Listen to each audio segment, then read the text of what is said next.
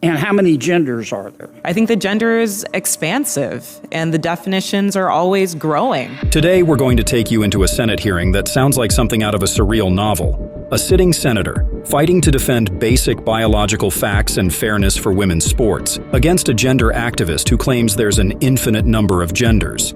Yep, this is what our world has come to, where common sense is up for debate on the Senate floor. Ms. Robinson, I want to follow up by trying to understand your answer to one of Senator Cruz's questions. And this is really a question, not a suggestion. Do I understand your position to be that there are two sexes, but there can be more than two genders?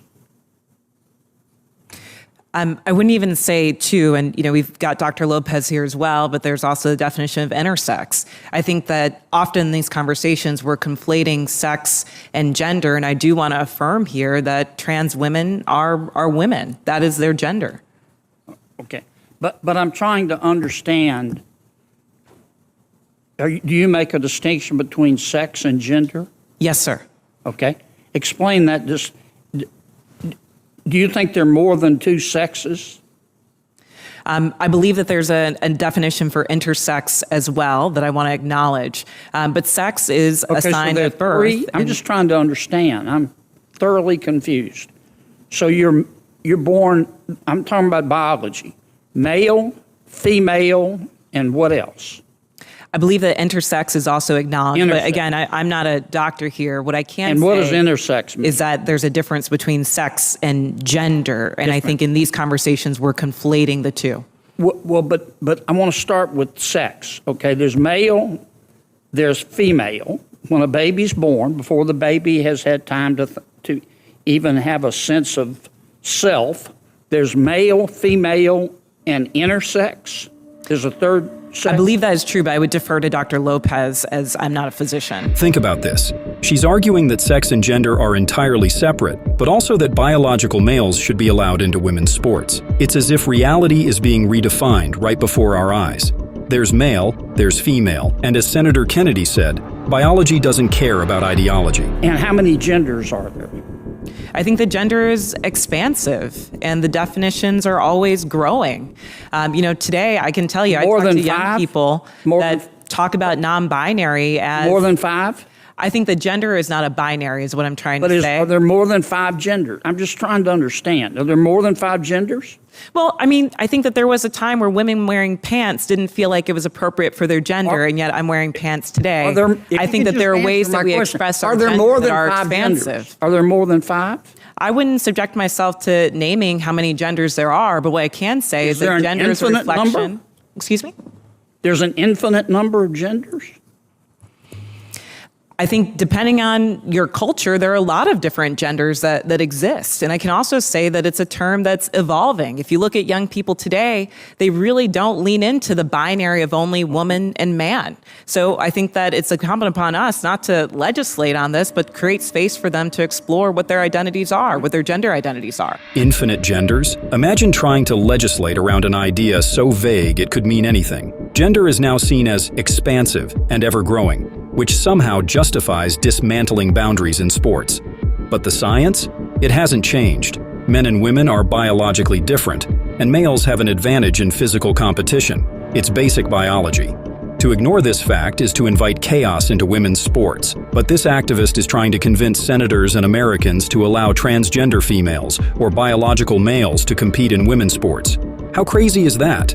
It's even crazier that radical senators in that committee are okay with this insanity under the guise of LGBT rights. Let's get back to athletics. I think I understand what you're saying. There are three sexes, male, female, and intersex.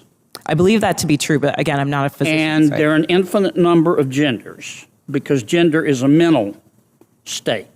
Gender is about expression, and I think that there are a variety of ways that you can express your gender. Okay, so there's infinite number. All right, let's go back to the biology. Male, female, boy, girl, okay? Biologically, do males have an advantage over females biologically in sports? Again, I'm not a physician, and I can't speak to that. What's your real world experience? It depends. I mean, there are some people who are born male that I'm faster than if I were to sprint against them, and some that I'm not. Some males that are taller than some women, and some that are shorter. You don't believe that a biological male has a physical advantage in sports over a biological female? Not as a definitive statement. Give me an example. Well, no, I don't think. How many female members of the NBA do you see? Well, I can say that, there's been this news article about men that think that they could beat Serena Williams in tennis, right? That they think that they could actually score a point on her. And it's just not the case. She is stronger than that. What's your experience, Ben? Male, female? Both Serena and Venus lost to the 203rd ranked male tennis player, which they're phenoms for women. My experience, my husband, he swam at University of Kentucky as well. In terms of accolades and in terms of national ranking, I was a much better swimmer than him. He could kick my butt any day of the week without trying. Ms. Gaines reminds us of the famous event when both Serena and Venus Williams, the greatest women's tennis players of their time, lost to the 203rd ranked male tennis player. Only this fact alone can destroy all their arguments about equality in women's sports. Yes, that's not a slight on their skill. It's a reminder of biological reality. I just think, Ms. Robinson, I'm trying to understand where you're coming from. I think you lose a lot of credibility when you don't concede that a biological male has physical advantages over a biological female. I mean, I just think that's a proven fact, and you really hurt your credibility. I understand you want the world to be a better place. I do too, and I don't think people ought to be discriminated against because of an immutable characteristic. I don't.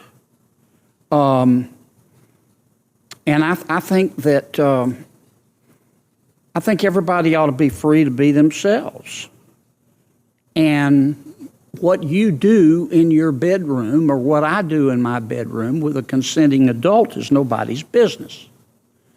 But if what I do in my bedroom with a consenting adult, if I decide I want to tell somebody's child about it, then other people have rights too. And I think parents have rights.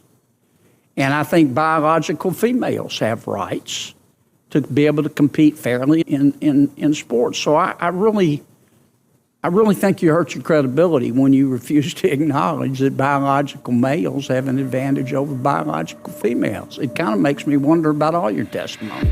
When activists refuse to acknowledge basic truths, their credibility crumbles.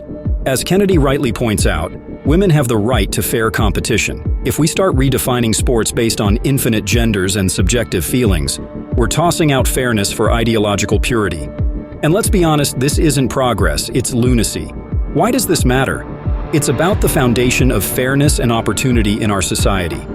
Allowing biological males to compete in women's sports isn't just a debate over gender identity. It undermines the hard-won achievements of female athletes. These young women have poured in countless hours, sweat, and sacrifice to compete on a level playing field. Erasing the distinction between male and female competition risks undoing decades of progress in women's sports, from Title IX to opportunities for scholarships and careers. Now imagine a world where this becomes the norm. Picture your daughter at a high school track meet where, despite her rigorous training, she faces competitors with undeniable biological advantages. What message does that send to her and future generations of female athletes? It's not just about individual dreams being crushed. It's a societal ripple effect, where fairness gives way to ideology that puts feelings over facts. Biology matters. Males are, on average, stronger and faster than females. That's not a value judgment, it's a reality. Ignoring these differences threatens what makes sports meaningful: merit, hard work, and fair competition.